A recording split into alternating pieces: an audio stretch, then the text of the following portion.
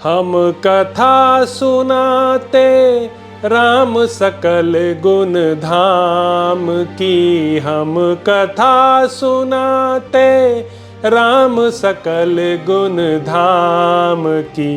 ये रामायण है पुण्य कथा श्री राम की। ये रामायण है पुण्य कथा श्री राम की। जम्बूदीपे भरत खंडे आर्यावर्ते भारतवर्षे एक नगरी है विख्यात अयोध्या नाम की। यह जन्म भूमि है परम पूज्य श्री राम की। यह जन्म भूमि है परम पूज्य श्री राम की। यह रामायण है पुण्य कथा श्री राम की। यह रामायण है पुण्य कथा श्री राम की। श्रीमद् वाल्मीकि रामायण। श्री सीतारामचंद्राभ्या नमः। श्रीमद् वाल्मीकि रामायण युद्धकांड 55वां सर्ग। रावण की आज्ञा से अकंपन आदि राक्षसों का युद्ध में आना और वानरों के साथ उनका घोर युद्ध। वालिपुत्र अंगद के हाथ से वज्रदंष्ट्र के मारे जाने का समाचार सुनकर रावण ने हाथ जोड़कर अपने पास खड़े हुए सेनापति प्रहस्त से कहा, अकंपन संपूर्ण अस्त्र शस्त्रों के ज्ञाता है, उन्हीं को आगे करके भयंकर पराक्रमी दुर्धर्ष राक्षस शीघ्र यहां से युद्ध के लिए जाए। अकंपन को युद्ध सदा ही प्रिय है। ये सर्वदा मेरी उन्नति चाहते हैं। इन्हें युद्ध में एक श्रेष्ठ योद्धा माना गया है। ये शत्रुओं को दंड देने, अपने सैनिकों की रक्षा करने तथा रणभूमि में सेना का संचालन करने में समर्थ हैं। अकंपन दोनों भाई श्रीराम और लक्ष्मण को तथा महाबली सुग्रीव को भी परास्त कर देंगे और दूसरे भयानक वानरों का भी संहार कर डालेंगे, इसमें संशय नहीं है। रावण की उस आज्ञा को शिरोधार्य करके शीघ्र पराक्रमी महाबली सेनाध्यक्ष ने उस समय युद्ध के लिए सेना भेजी। सेनापति से प्रेरित हो भयानक नेत्रों वाले मुख्य भयंकर राक्षस नाना प्रकार के अस्त्र शस्त्र लिए नगर से बाहर निकले। उसी समय तपे हुए सोने से विभूषित विशाल रथ पर आरूढ़ हो घोर राक्षसों से घिरा हुआ अकंपन भी निकला।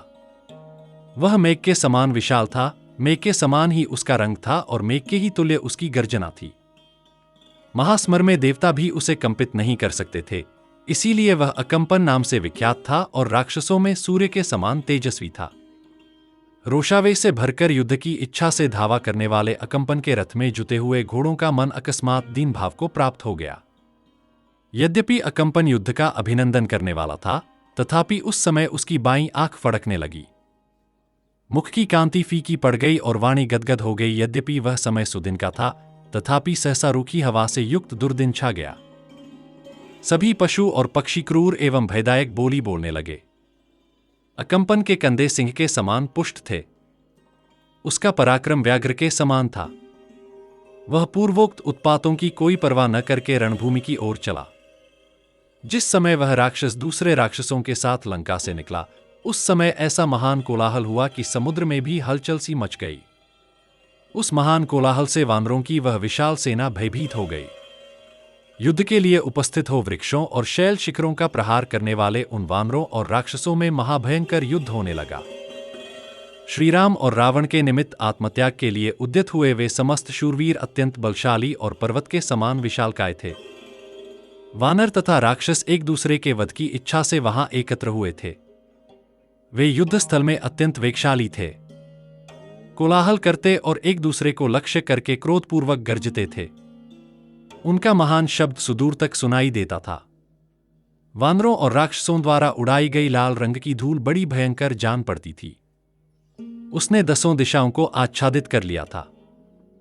परस्पर उड़ाई हुई वह धूल हिलते हुए रेशमी वस्त्र के समान पांडुवर्ण की दिखाई देती थी। उसके द्वारा सम्रांगण में समस्त प्राणी ढक गए थे, अतः वानर और राक्षस उन्हें देख नहीं पाते थे। उस धूल से आच्छादित होने के कारण ध्वज, पताका, ढाल, घोड़ा, अस्त्र शस्त्र अथवा रथ कोई भी वस्तु दिखाई नहीं देती थी। उन गरजते और दौड़ते हुए प्राणियों का महाभयंकर शब्द युद्धस्थल में सबको सुनाई पड़ता था, परंतु उनके रूप नहीं दिखाई देते थे। अंधकार से आच्छादित युद्धस्थल में अत्यंत कुपित हुए वानर वानरों पर ही प्रहार कर बैठते थे तथा राक्षस राक्षसों को ही मारने लगते थे। अपने तथा शत्रु पक्ष के योद्धाओं को मारते हुए वानरों तथा राक्षसों ने उस रणभूमि को रक्त की धारा से भिगो दिया और वहां कीच मचा दी। तदंतर रक्त के प्रवाह से सिंच जाने के कारण वहां की धूल बैठ गई और सारी युद्धभूमि लाशों से भर गई। वानर और राक्षस एक दूसरे पर वृक्ष, शक्ति, गदा, प्रास, शिला, परिग और तोमर आदि से बलपूर्वक जल्दी जल्दी प्रहार करने लगे। भयंकर कर्म करने वाले वानर अपनी परिग के समान भुजाओं द्वारा पर्वताकार राक्षसों के साथ युद्ध करते हुए रणभूमि में उन्हें मारने लगे। उधर राक्षस लोग भी अत्यंत कुपित हो हाथों में प्रास और तोमर लिए अत्यंत भयंकर शस्त्रों द्वारा वानरों का वध करने लगे। इस समय अधिक रोष से भरा हुआ राक्षस सेनापति अकंपन भी भयानक पराक्रम प्रकट करने वाले उन सभी राक्षसों का हर्ष बढ़ाने लगा। वानर भी बलपूर्वक आक्रमण करके राक्षसों के अस्त्र शस्त्र छीनकर बड़े बड़े वृक्षों और शिलाओं द्वारा उन्हें विदीर्ण करने लगे। इसी समय वीर वानर कुमुद, नल, मैंद और द्विविद ने कुपित हो अपना परम उत्तम वेग प्रकट किया। उन महावीर वानर शिरोमणियों ने युद्ध के मुहाने पर वृक्षों द्वारा खेल खेल में ही राक्षसों का बड़ा भारी सहार किया। उन सब ने नाना प्रकार के अस्त्र शस्त्रों द्वारा राक्षसों को भली भांति मथ डाला। 56वां सर्ग। हनुमान जी के द्वारा अकंपन का वध। उन वानर शिरोमणियों द्वारा किए गए उस महान पराक्रम को देखकर युद्धस्थल में अकंपन को बड़ा भारी एवं दुस्सह क्रोध हुआ। शत्रुओं का कर्म देख रोष से उसका सारा शरीर व्याप्त हो गया और अपने उत्तम धनुष को हिलाते हुए उसने सारथी से कहा, सारथे, ये बलवान वानर युद्ध में बहुतेरे राक्षसों का वध कर रहे हैं, अतः पहले वहीं शीघ्रतापूर्वक मेरा रथ पहुंचाओ। ये वानर बलवान तो हैं ही, इनका क्रोध भी बड़ा भयानक है। ये वृक्षों और शिलाओं का प्रहार करते हुए मेरे सामने खड़े हैं। ये युद्ध की स्पृहा रखने वाले हैं, अतः मैं इन सब का वध करना चाहता हूं। इन्होंने सारी राक्षस सेना को मथ डाला है, यह साफ दिखाई देता है। तदंतर तेज चलने वाले घोड़ों से जुते हुए रथ के द्वारा रथियों में श्रेष्ठ अकंपन दूर से ही बाण समूहों की वर्षा करता हुआ उन वानरों पर टूट पड़ा। अकंपन के बाणों से घायल हो सभी वानर भाग चले। वे युद्धस्थल में खड़े भी न रह सके, फिर युद्ध करने की तो बात ही क्या है। अकंपन के बाण वानरों के पीछे लगे थे और वे मृत्यु के अधीन होते जाते थे। अपने जाति भाइयों की यह दशा देखकर महाबली हनुमान जी अकंपन के पास आए। महाकपी हनुमान जी को आया देख वे समस्त वीर वानर शिरोमणि एकत्र हो हर्षपूर्वक उन्हें चारों ओर से घेर कर खड़े हो गए। हनुमान जी को युद्ध के लिए डटा हुआ देख वे सभी श्रेष्ठ वानर उन बलवान वीर का आश्रय ले स्वयं भी बलवान हो गए। पर्वत के समान विशालकाय हनुमान जी को अपने सामने उपस्थित देख अकंपन उन पर बाणों की फिर वर्षा करने लगा, मानो देवराज इंद्र जल की धारा बरसा रहे हों। अपने शरीर पर गिराए गए उन बाण समूहों की परवाह न करके महाबली हनुमान ने अकंपन को मार डालने का विचार किया। फिर तो महातेजस्वी पवन कुमार हनुमान महान अट्टहास करके पृथ्वी को कपाते हुए से उस राक्षस की ओर दौड़े। उस समय वहां गरजते और तेज से देदीप्यमान होते हुए हनुमान जी का रूप प्रज्वलित अग्नि के समान दुर्धर्ष हो गया था। अपने हाथ में कोई हथियार नहीं है, यह जानकर क्रोध से भरे हुए वानर शिरोमणि हनुमान ने बड़े वेग से पर्वत उखाड़ लिया। उस महान पर्वत को एक ही हाथ से लेकर पराक्रमी पवन कुमार बड़े जोर जोर से गर्जना करते हुए उसे घुमाने लगे। फिर उन्होंने राक्षसराज अकंपन पर धावा किया, ठीक उसी तरह जैसे पूर्व काल में देवेंद्र ने वज्र लेकर युद्धस्थल में नमुचि पर आक्रमण किया था। अकंपन ने उस उठे हुए पर्वत शिखर को देख अर्धचंद्राकार विशाल बाणों के द्वारा उसे दूर से ही विदीर्ण कर दिया। उस राक्षस के बाण से विदीर्ण हो वह पर्वत शिखर आकाश में ही बिखर कर गिर पड़ा। यह देख हनुमान जी के क्रोध की सीमा न रही। फिर रोष और दर्प से उन वानरवीर ने महान पर्वत के समान ऊंचे अश्वकर्ण नामक वृक्ष के पास जाकर उसे शीघ्रतापूर्वक उखाड़ लिया। विशाल तने वाले उस अश्वकर्ण को हाथ में लेकर महातेजस्वी हनुमान ने बड़ी प्रसन्नता के साथ उसे युद्ध भूमि में घुमाना आरंभ किया।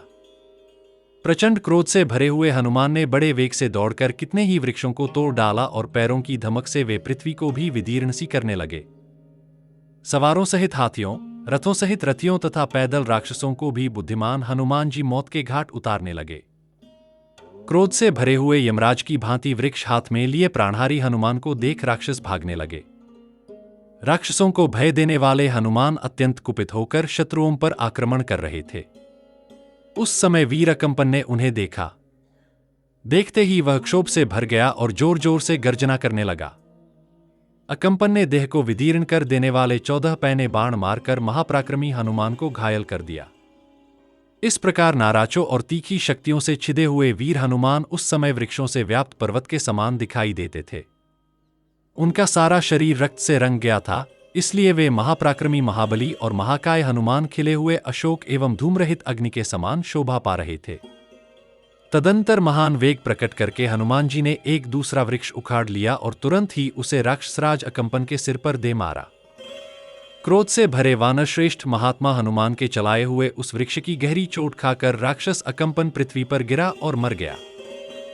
जैसे भूकंप आने पर सारे वृक्ष कांपने लगते हैं, उसी प्रकार राक्षसराज अकंपन को रणभूमि में मारा गया देख समस्त राक्षस व्यथित हो उठे। वानरों के खदेड़ने पर वहां परास्त हुए वे सब राक्षस अपने अस्त्र शस्त्र फेंक कर डर के मारे लंका में भाग गए। उनके केश खुले हुए थे, वे घबरा गए थे और पराजित होने से उनका घमंड चूर चूर हो गया था। भय के कारण उनके अंगों से पसीने चू रहे थे और इसी अवस्था में वे भाग रहे थे। भय के कारण एक दूसरे को कुचलते हुए वे भागकर लंकापुरी में घुस गए। भागते समय वे बारंबार पीछे घूम घूम कर देखते रहते थे। उन राक्षसों के लंका में घुस जाने पर समस्त महाबली वानरों ने एकत्र हो वहां हनुमान जी का अभिनंदन किया। उन शक्तिशाली हनुमान जी ने भी उत्साहित हो यथायोग्य अनुकूल बर्ताव करते हुए उन समस्त वानरों का समादर किया। तत्पश्चात विजयोल्लास से सुशोभित होने वाले वानरों ने पूरा बल लगाकर उच्च स्वर से गर्जना की और वहां जीवित राक्षसों को ही पकड़ पकड़कर घसीटना आरंभ किया। जैसे भगवान विष्णु ने शत्रुनाशन, महाबली, भयंकर एवं महान असुर मधुकैटभ आदि का वध करके वीर शोभा, विजयलक्ष्मी का वरण किया था, उसी प्रकार महाकपी हनुमान ने राक्षसों के पास पहुंचकर उन्हें मौत के घाट उतार विरोचित शोभा को धारण किया। उस समय देवता, महाबली श्रीराम, लक्ष्मण, सुग्रीव आदि वानर तथा अत्यंत बलशाली विभीषण ने भी कपिवर हनुमान जी का यथोचित सत्कार किया।